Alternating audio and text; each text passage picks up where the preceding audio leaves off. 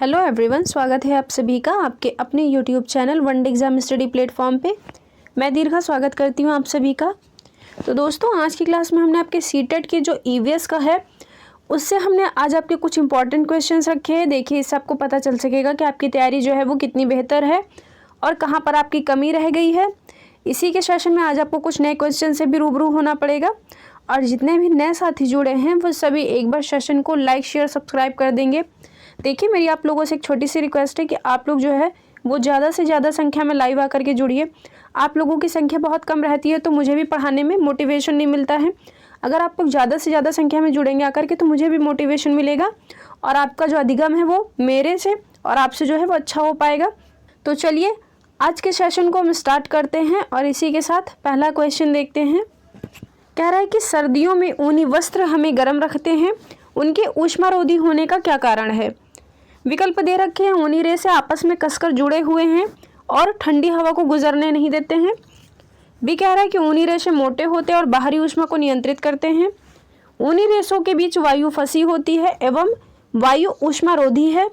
विकल्प डी दे रखा है, इनमें से कोई नहीं। और सभी साथियों को जल्दी से एक बार सेशन को शेयर कर देना है, साथ ही साथ क्वेश्चन नंबर 1 के लिए आंसर भी कर देना है। बताइए इस क्वेश्चन का सही आंसर क्या होगा?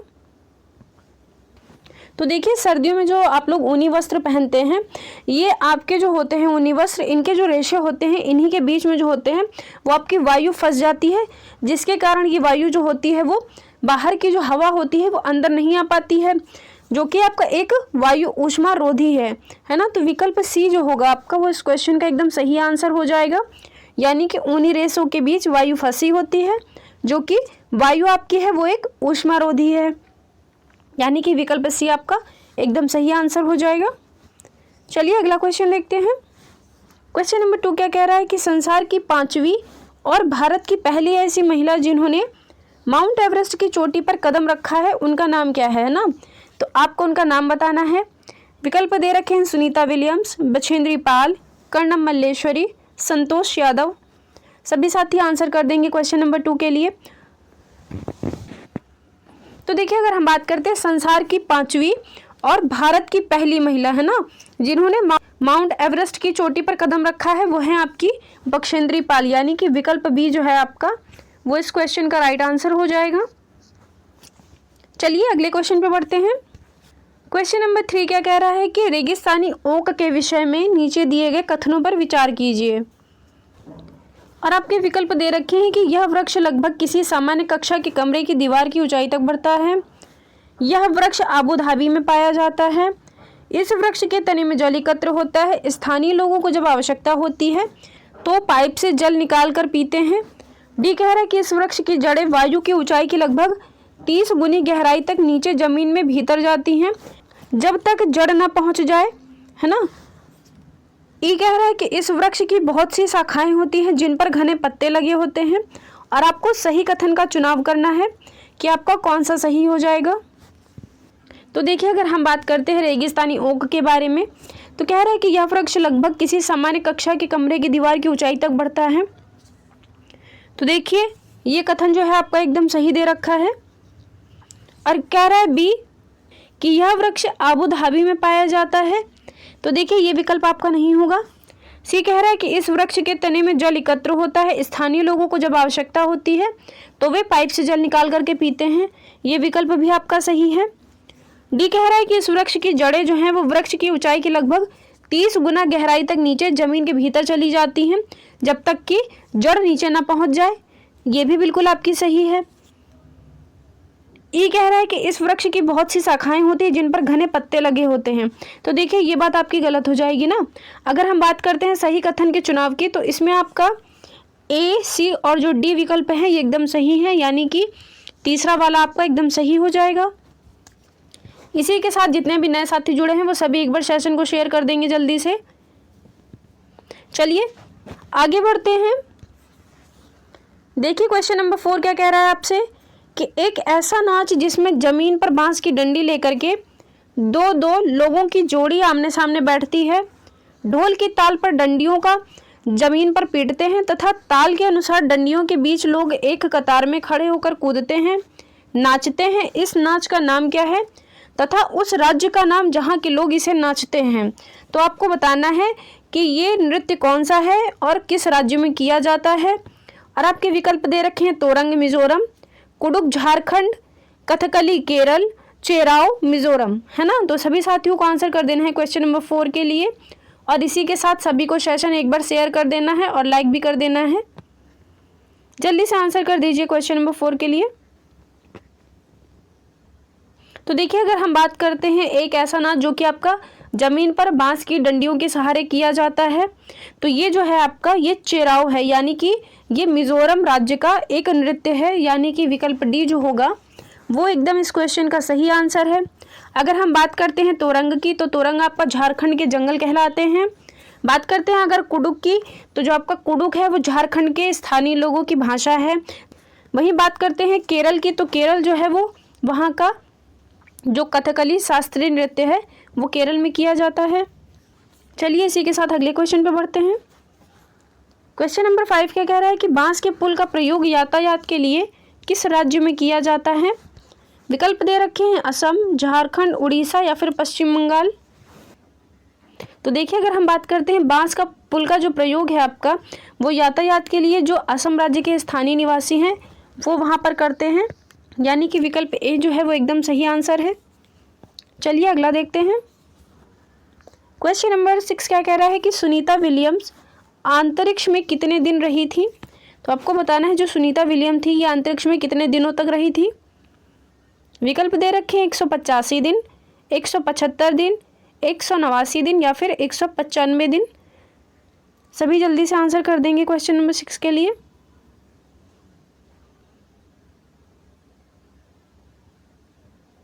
तो देखिए, अगर हम बात करते हैं सुनीता विलियम्स की, तो ये जो है आपकी ये अंतरिक्ष में 195 दिन तक रही थी, यानी कि विकल्प डी जो है आपका वो एकदम सही आंसर हो जाएगा।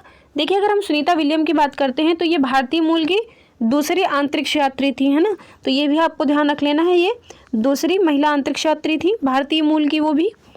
चलिए इसी के साथ अगले क्वेश्चन पे बढ़ते हैं। क्वेश्चन नंबर 7 क्या कह रहा है कि हमारे देश में ऐसे गाँव हैं जहाँ के ग्रामवासी अत्यधिक वर्षा होने के कारण अपने घरों को बांस के खंभों पर जमीन से 10 से 12 फीट की ऊंचाई पर बनाते हैं। इन घरों को अंदर से लकड़ी का ही बनाया जाता है। यह गांव कहाँ होने चाहिए, यानी कि ये जो गांव है वो किस राज्य में बने होने चाहिए। विकल्प दे रखे हैं तमिलनाडु, हिमाचल प्रदेश, असम या फिर केरल। तो देखिए, अगर हम बात करते हैं इस क्वेश्चन के सही आंसर की, तो ये हो जाएगा आपका असम, यानी कि विकल्प सी जो होगा वो एकदम सही हो जाएगा। तो देखिए, असम के ही अंदर जो है वो 10 से 12 फीट की ऊंचाई पर बांस के खंभों पर घर बनाए जाते हैं, क्योंकि यहाँ पर अधिकतर बाढ़ आने की संभावना रहती है, जिस वजह से जो वहाँ के लोग हैं वो बांस के खंभों पर ही अपना घर बनाते हैं। चलिए अगले क्वेश्चन पे बढ़ते हैं। क्वेश्चन नंबर 8 क्या कह रहा है कि प्रसिद्ध भारतीय त्यौहार होली और दीपावली के विषय में नीचे दिए गए कथनों में से सही कथन को चुनिए। तो देखिए, यहाँ पर आपको सही कथन चुनना है। कह रहा है कि यह दोनों त्यौहार अमावस्या को मनाए जाते हैं। दीपावली पूर्णिमा को तथा होली अमावस्या को मनाई जाती है। सी कह रहा है कि दीपावली अमावस्या को तथा होली पूर्णिमा को मनाई जाती है, या फिर ये दोनों ही फेस्टिवल जो हैं वो पूर्णिमा को मनाए जाते हैं। सभी साथी आंसर कर देंगे क्वेश्चन नंबर 8 के लिए।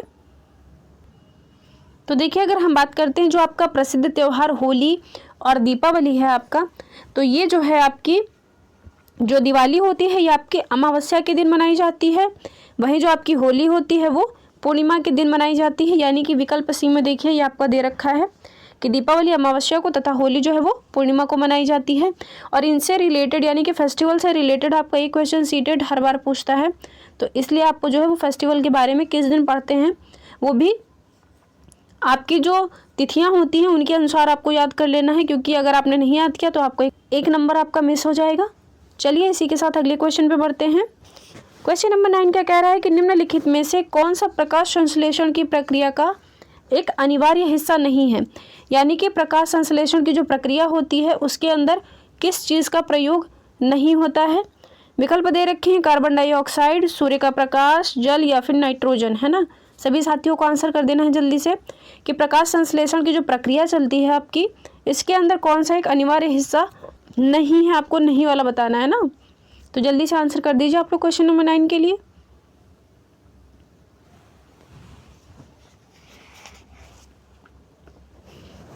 तो देखिए अगर हम बात करते हैं जो आपकी प्रकाश संश्लेषण की साइकिल होती है, इसके अंदर जो आपका नाइट्रोजन है वो यूज़ नहीं किया जाता है, बाकी आपका कार्बन डाइऑक्साइड, सूर्य का प्रकाश और इसी के साथ जो आपका वाटर होता है, इन सभी का यूज़ होता है। चलिए अगले क्वेश्चन पे बढ़ते हैं। तो देखिए क्वेश्चन नंबर 10 क्या कह रहा है आपसे कि हमारे देश के राष्ट्रपति द्वारा 5वीं की पुस्तक में दिए गए पाठ का शीर्षक क्या है। और जो 5वीं की पुस्तक है आपकी, यह है आपकी ईवीएस की पुस्तक है ना। तो इसमें आपको बताना है कि हमारे देश के जो राष्ट्रपति हैं उनके द्वारा 5वीं की पुस्तक में दिए गए पाठ का शीर्षक क्या है। विकल्प दे रखे उसी से ठंडा उसी से गर्म, मच्छरों की दावत, बूंद बूंद दरिया दरिया, या फिर चला काफिला। तो सभी साथियों को आंसर कर देना है क्वेश्चन नंबर 10 के लिए। जिसने एनसीईआरटी पढ़ी होगी उसी को इस क्वेश्चन का आंसर पता होगा। तो जल्दी से आप लोग क्वेश्चन नंबर 10 के लिए आंसर कर देंगे। इसी के साथ जितने भी नए साथी जुड़े हैं वो सभी एक बार सेशन को लाइक शेयर एंड सब्सक्राइब कर देंगे। देखिए आप लोग ज़्यादा से ज़्यादा क्लास को शेयर नहीं करते हैं ना, ये बहुत गलत बात है आप लोगों की। देखिए अगर आप लोग क्लास को शेयर नहीं करेंगे तो फिर और भी बच्चों को बेनिफिट कैसे मिलेगा, है ना। तो इसलिए आप लोगों से एक रिक्वेस्ट है कि आप लोग जो है वो ज़्यादा से ज़्यादा क्लास को लोगों तक शेयर करिए। चलिए अपने क्वेश्चन पे आते हैं। कह रहा है कि हमारे देश के राष्ट्रपति के द्वारा जो 5वीं की पुस्तक है उसके अंदर जो चैप्टर 5 दे रखा है वो है आपका उसी से ठंडा और उसी से गर्म, यानी कि विकल्प ए जो है वो एकदम राइट आंसर होगा। चलिए अगले क्वेश्चन पे बढ़ते हैं। तो देखिए क्वेश्चन नंबर 11 क्या कह रहा है कि उस क्रियाकलाप को चुनिए जो अन्य क्रियाकलापों से भिन्न है।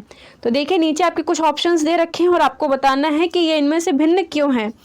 विकल्प दे रखे हैं चाय बनाना, तैरना, आटा गूंथना या फिर कंघी करना, है ना।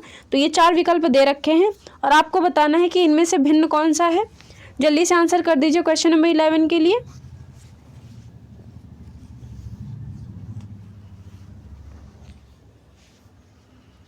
तो देखिए बात हुई है यहाँ पे चाय बनाने की।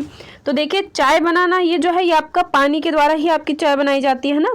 पानी, दूध, चीनी और चाय पत्ती मिला करके तभी तो आप लोग चाय बनाते हैं। कह रहा है तैरना, तो ये बात भी बिल्कुल सही है। जो आपका तैरना एक प्रक्रिया है, ये भी आपकी पानी में जा कर के आप लोग तैरते हैं, तो सभी को पता होगा। सी कह रहा है कि आटा गूंथना, तो आटा भी जो है वो आपका पानी से गूंथा जाता है, ये बात भी बिल्कुल सही है। बचा क्या है, कंघी करना। ऐसा तो नहीं है कि आप लोग कंघी भी जो है वो पानी लगा के कर लेते हो, तो देखिए ऐसा नहीं होता है ना। यानी कि विकल्प डी जो आपका दे रखा है वो एकदम सही आंसर हो जाएगा इस क्वेश्चन का, कि जो आपकी कंघी करना होती है वो पानी लगा करके नहीं की जाती है। अगले क्वेश्चन पे बढ़ते हैं। तो देखिए क्वेश्चन नंबर 12 क्या कह रहा है कि झूम खेती के अंतर्गत झारखंड के किसानों के द्वारा अपनाए जाने वाले तरीकों के संबंध में नीचे दिए गए कथनों पर विचार कीजिए, है ना। और इसमें विकल्प क्या दे रखे हैं। एक फसल कटने के पश्चात जमीन को कुछ वर्ष तक छोड़ देते हैं, खरपतवार को उखाड़ कर खेत में जला देते हैं, खरपतवार की राख खाद के रूप में प्रयोग की जाती है, या फिर जब जमीन खेती के लिए तैयार हो जाती है तो उसमें बीज बोने से पहले उसे गहराई तक जोता जाता है। तो आपको बताना है कि इस क्वेश्चन का सही आंसर क्या होगा। तो देखिए जब बात आती है आपकी झूम खेती, तो ये जो है आपकी ये पहाड़ों पर की जाने वाली एक प्रकार की खेती है। तो इसमें ए में कह रहा है कि एक फसल कटने के पश्चात जमीन को कुछ वर्ष तक छोड़ देते हैं, तो देखिए ये बात आपकी बिल्कुल सही है। और बी कह रहे खरपतवार को उखाड़ कर खेत में जला देते हैं, तो देखिए ये आपका नहीं होगा। सी कह रहा है कि खरपतवार की राख खाद के रूप में यूज़ की जाती है, तो ये बात भी बिल्कुल सही है। जब ज़मीन खेती के लिए तैयार हो जाती है तो बीज बोने से पहले उसे गहराई तक जोता जाता है, तो देखिए पहाड़ों की ज़मीन उसे आप कहाँ से जोत लेंगे, है ना। तो पहाड़ों पर थोड़ी ना ज़मीन जोती जाती है। तो इसका जो विकल्प ए और सी दे रखा है, यानी कि तीसरा वाला, वो जो है एकदम सही आंसर हो जाएगा। और इसी के साथ जितने भी नए साथी जुड़े हैं वो सभी एक बार सेशन को शेयर कर देंगे।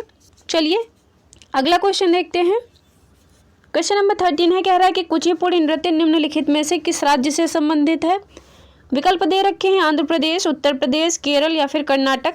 सभी साथियों को आंसर कर देना है क्वेश्चन नंबर 13 के लिए कि आपका जो कुचिपुड़ी, ये आपका बता दें हम, ये शास्त्रीय नृत्य होता है।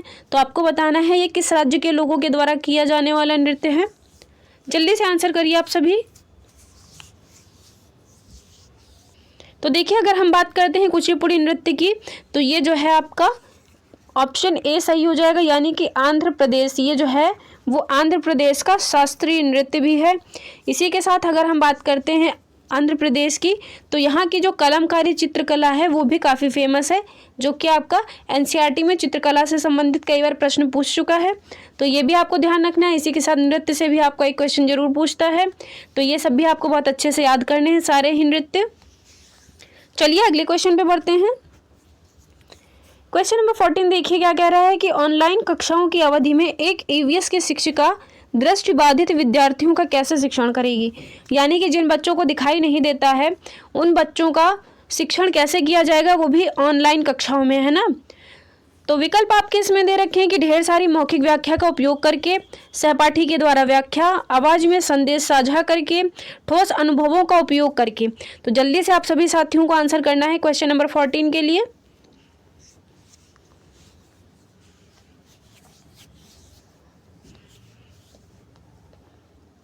तो देखिए, जब बात होती है ऑनलाइन कक्षाओं की जो अवधि होती है उसके अंदर जो एक ईवीएस की शिक्षिका होती है, वो भी जब उसे दृष्टिबाधित विद्यार्थियों का शिक्षण करना हो तो वो क्या करेगी, ढेर सारी मौखिक व्याख्या का उपयोग करेगी।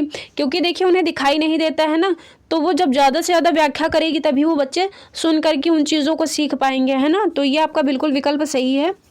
भी कह रहा है कि सहपाठी के द्वारा व्याख्या करके, तो ये बात भी बिल्कुल सही है। जब अगर सहपाठी के साथ में अगर वो लोग इंटरेक्ट होंगे तो ये बात भी बिल्कुल सही हो जाएगी। सी कह रहा है कि आवाज़ में संदेश साझा करके, तो बिल्कुल ये बात भी आपकी सही है कि जब आप आवाज़ या फिर किसी चीज़ों के माध्यम से अगर उन्हें बताएंगे बोल करके, तो बच्चे जो है वो एकदम सीख पाएंगे, है ना। क्योंकि वो दृष्टिबाधित बच्चे हैं, वो किसी चीज़ को देख करके थोड़ी ना सीख पाएंगे। तो ये विकल्प भी आपका सही हो जाएगा। डी कह रहा है कि ठोस अनुभवों का उपयोग करके। तो देखिए, ठोस अनुभवों का उपयोग वो होता है जब आप किसी चीज़ को देख करके उस चीज़ को एब्जॉर्व करेंगे, तो वो आपके ठोस अनुभव कहलाते हैं ना। तो ये आपको ध्यान रख लेना है ठोस अनुभवों के बारे में, कि जिन चीज़ों को आप देख करके समझते हैं वो आपके ठोस अनुभव कहलाते हैं। तो ये आपका नहीं होगा, क्योंकि वो दृष्टिबाधित विद्यार्थी है, तो उसके लिए ठोस अनुभव कोई मायने ही नहीं रखेंगे, है ना। तो देखिए, अगर हम बात करते हैं इस क्वेश्चन के सही आंसर की, क्वेश्चन नंबर 14 के सही आंसर की बात करते हैं, तो इसका विकल्प जो दूसरा दे रखा है ए, बी और सी, ये एकदम सही हो जाएंगे। चलिए अगले क्वेश्चन पे बढ़ते हैं। देखिए, क्वेश्चन नंबर 15 क्या कह रहा है कि केंद्र शासित प्रदेश जो कि आपका पुदुचेरी है, इसका कौन सा जिला अरब सागर के तट पर स्थित है। और आपके विकल्प दे रखे हैं यनम, कराईकल, पुदुचेरी, माहे। सभी को जल्दी से आंसर कर देना है कि जो आपका केंद्र शासित प्रदेश पुदुचेरी है, इसका कौन सा जिला वो अरब सागर के तट से लगता है। जल्दी से आंसर करिए आप लोग। तो देखिए, अगर हम बात करते हैं पुदुचेरी का जो जिला है आपका, वो है माहे जिला, जो कि आपका अरब सागर के तट पर स्थित है। यानी कि विकल्प डी जो है वो इस क्वेश्चन का राइट आंसर हो जाएगा। चलिए अगले क्वेश्चन पे बढ़ते हैं। क्वेश्चन नंबर 16 क्या दे रखा है कि नीचे प्याज की खेती करने की प्रक्रिया के कुछ चरण दिए गए हैं, उनको उचित क्रम में आपको लगाना है, जो कि उचित क्रम में है नहीं और आपको उचित क्रम में लगाना है। तो विकल्प आपके दे रखे हैं इसमें कि खरपतवार हटाना, गुड़ाई करना, बीज बोना, या फिर प्याज के ऊपर की सूखी पत्तियों को हटाना, या फिर प्याज को उखाड़ना, है ना। जल्दी से आंसर कर दीजिए आप सभी लोग, बहुत ही ईजी क्वेश्चन है आप लोगों के लिए। और देखिए, सीटेट जो है आपका वो क्रम से लगाने वाला एक क्वेश्चन हर शिफ्ट में पूछता है, इसलिए आप लोगों को क्रम से लगाने वाली चीज़ों को बहुत अच्छे से ध्यान दे करके उसमें जो है वो विकल्प को टिक करना पड़ेगा और उन चीज़ों को देखना भी पड़ेगा सही से, है ना, नहीं तो आपका क्वेश्चन गलत हो जाएगा। तो देखिए, चलिए इसकी हम बात करते हैं क्वेश्चन नंबर 16 की। तो इसमें एक प्याज की खेती दे रखी है। तो सबसे पहले आप क्या करते हैं कि वहाँ पर गुड़ाई की जाती है ना, तो यानी कि विकल्प बी जो है आपका वो पहला आ जाएगा। चलिए ऑप्शन भी देख लेते हैं साथ में। तो देखिए, पहले में बी दे रखा है और चौथे में बी दे रखा है, बाकी ना ही 2 में दे रखा है ना ही तीसरे में दे रखा है ना। आगे बढ़ते हैं। अब गुड़ाई करने के बाद हमें क्या करना है, गुड़ाई करने के बाद हम बीज बोते हैं, है ना। तो सी आ जाएगा आपका, यानी कि दोनों में ही दे रखा है। तो दूसरे नंबर पर आ जाएगा आपका बीज बोना। गुड़ाई करने के बाद बीज बोया जाता है। फिर उसके बाद क्या होता है, खरपतवार हटाते हैं, यानी कि जितने भी वहाँ वेस्टेज जो आपके पेड़ पौधे होते हैं उन सभी को हटाया जाता है। तो ये जो हो जाएगा आपका, ये तीसरे नंबर पे हो जाएगा, यानी कि ए जो है आपका वो तीसरे नंबर पे हो जाएगा। तो देखिए, पहला ऑप्शन तो आपका चला गया है ना, बचा गया आपका चौथा, तो यही आपका आंसर हो जाएगा। अब हम इसका क्रम भी देख लेते हैं साथ में। तो तीसरे नंबर पे आपका है खरपतवार हटाना। उसके बाद क्या कहता है कि प्याज को उखाड़ना, है ना, तो प्याज को उखाड़ देंगे। फिर क्या कह रहा है डी में कि प्याज के ऊपर की सूखी पत्तियों को हटाना, है ना। जब आपका प्याज की जो पत्तियां सूख जाएंगी तो आपका प्याज बन करके रेडी हो जाएगा। यानी कि ये जो है वो इसका सही क्रम है और आप लोगों को देख लेना है अच्छे से। चलिए इसी के साथ अगले क्वेश्चन पे बढ़ते हैं और इसी के साथ जितने भी नए साथी जुड़े हैं वो सभी एक बार सेशन को शेयर कर देंगे। तो देखिए क्वेश्चन नंबर 17 क्या पूछ रहा है कि पट्टचित्र की कला किस राज्य की चित्रकला है, और आपके विकल्प दे रखे हैं इसमें उड़ीसा, झारखंड, पंजाब, आंध्र प्रदेश, है ना। सभी को आंसर करना है क्वेश्चन नंबर 17 के लिए। तो देखिए अगर हम बात करते हैं जो आपके पट्टचित्र की कला है, ये जो है आपकी उड़ीसा राज्य की चित्रकला है, यानी कि विकल्प ए जो है वो एकदम सही आंसर है। चलिए अगला देखते हैं। क्वेश्चन नंबर 18 है कि वह जंतु कौन सा है जो अपने कानों को अलग अलग दिशाओं में बहुत अधिक घुमा लेता है, जो बाहर की ध्वनि को इकट्ठा करने में उसकी सहायता करता है, और आपको बताना है ये कौन सा जानवर है। विकल्प दे रखे स्लॉथ, कुत्ता, बाघ या फिर लंगूर। तो देखिए जो आपका जंतु है यानी कि स्लॉथ तो आपका होगा नहीं जो अपने कानों को अलग अलग डायरेक्शन में अधिक घुमा ले, है ना, तो ये बात आपकी गलत हो जाएगी। बी कह रहा है कुत्ता, कुत्ता भी नहीं घुमाता है। बचा कौन, बाघ, तो ये एकदम सही बात है आपकी, यानी कि विकल्प सी जो होगा वो इस क्वेश्चन का राइट आंसर हो जाएगा और ना ही आपका डी होगा। तो देखिए अगर हम बात करते हैं बाघ के बारे में, तो बाघ के बारे में और भी आपका दे रखा है एनसीईआरटी में कि जो आपके बाघ होते हैं ये मानव से 6 गुना तक बेहतर देख पाते हैं।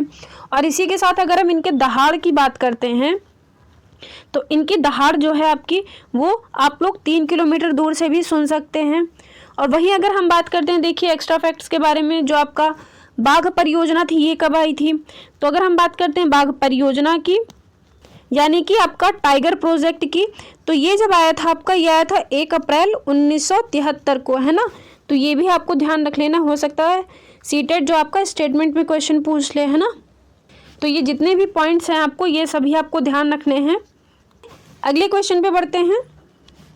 तो देखिए क्वेश्चन नंबर 19 क्या कह रहा है कि ईवीएस अध्यापक में अंकुरण विधि को समझाने के लिए विद्यार्थियों को घर के लिए एक क्रियाकलाप देने का निश्चय किया है, और आपको बताना है निम्नलिखित में से सबसे उपयुक्त कौन सा क्रियाकलाप है। यानी कि एक जो ईवीएस का टीचर है उसने अंकुरण विधि को समझाने के लिए विद्यार्थियों को घर पे एक क्रियाकलाप देने का निश्चय किया है, तो उसमें आपको ये बताना है कि सबसे उपयुक्त क्रियाकलाप इन विकल्पों में से कौन सा हो जाएगा। कह रहा है कि चित्र के साथ चार्ट तैयार करना। तो देखिए चित्र के साथ चार्ट तैयार करने का तो कोई मतलब नहीं है, ये कोई क्रियाकलाप थोड़ी ना होगा, तो ये आपका हट जाएगा। बी कह रहा है मूंग से अंकुर को निकलते हुए देखना। तो देखिए ये बात आपकी बिल्कुल सही है, जब आप मूंग को बो देंगे कहीं पर तो उसका जो अंकुरण होगा वो आपको पता चलेगा, आप उन चीज़ों को देख पाएंगे, तो ये एक तरह से क्रियाकलाप ही होगा ना। कह रहा है कि बीज को गमले में लगाना, तो बीज को गमले में लगा देने से कुछ नहीं होता है ना, तो ये बात भी आपकी गलत हो जाएगी। डी कह रहा है कि वीडियो क्लिप दिखाना, वीडियो क्लिप से भी कुछ नहीं होता, सिर्फ बच्चा देख करके मज़े ले लेगा, तो ये भी नहीं होगा, यानी कि विकल्प बी जो होगा वो एकदम सही होगा। चलिए अगले क्वेश्चन पे बढ़ते हैं। क्वेश्चन नंबर 20 है कि सान्या हाल ही में अपनी उच्च शिक्षा के लिए दिल्ली चली गई है, लेकिन उन्हें सर्दी और खांसी हो गई है, अब उनकी नाक बह रही है, तो उन्होंने अपनी माँ को बुलाया जो उसे कुछ प्राकृतिक सामग्री का उपयोग करके एक हर्बल चाय बनाने की सलाह देती हैं, और आपको बताना है कि वो कौन सा आपका विकल्प होगा जो सान्या के लिए सबसे अच्छा होगा। विकल्प दे रखे हैं नीम, पुदीना, गुड़, हींग, तुलसी और शहद, नीम, तुलसी, पीपल, तुलसी, हल्दी और अदरक। तो जल्दी से बता देना है कि जो आपकी हर्बल चाय होती है वो किस चीज़ से तैयार होगी। जल्दी से आंसर करिए आप लोग क्वेश्चन नंबर 20 के लिए। तो देखिए अगर हम बात करते हैं आपके हर्बल चाय की, तो देखिए नीम तो होगी नहीं आपकी ना, ये तो इतनी कड़वी होती है, तो इसकी आप चाय क्या बना के पियेंगे ना, तो ये तो होगी नहीं आपकी। भी कह रहा है कि हींग, तुलसी और शहद, तो देखिए हींग थोड़ी ना उसमें डाल देंगे चाय में, कहीं हींग पड़ती है, हींग तो नहीं पड़ती, लेकिन आपका तुलसी और शहद आप यूज़ कर सकते हैं। बाकी सी कह रहा है कि नीम, तुलसी और पीपल, तो क्या आप चाय में नीम और तुलसी, तो ठीक है तुलसी यूज़ कर सकते हैं, लेकिन पीपल भी नहीं यूज़ कर सकते हैं। डी में कह रहा है कि तुलसी, हल्दी और अदरक, तो देखिए ये बात आपकी बिल्कुल सही है, एक जो हर्बल चाय होती है उसमें आप तुलसी को भी यूज़ कर सकते हैं। इसी के साथ आप टर्मरिक को भी यूज़ कर सकते हैं और जो आपका जिंजर होती है इसे भी आप यूज़ कर सकते हैं। यानी कि इस क्वेश्चन का जो सही विकल्प जाएगा वो विकल्प डी हो जाएगा। आगे बढ़ते हैं।